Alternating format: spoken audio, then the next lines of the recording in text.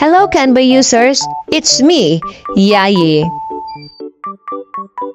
So ngayong araw ay may share ako sa inyo. Share ko lang. So una, click nyo lang dyan yung apps. Then, sa search bar, itype nyo lang dyan yung character builder.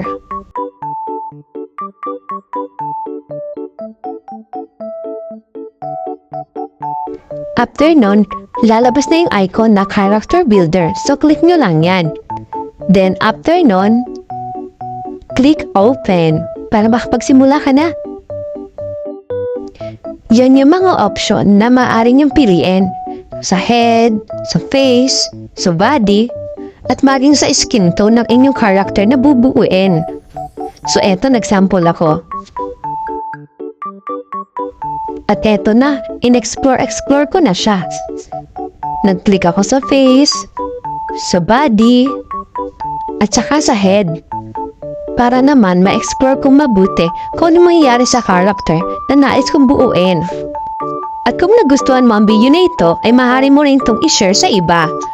Then, itap-tap mo na rin at i-comment mo kung saan nakarating ang video na ito para malaman ko kung gaano kalayo at saang lugar nakarating ang video kong ito. Muli, maraming salamat!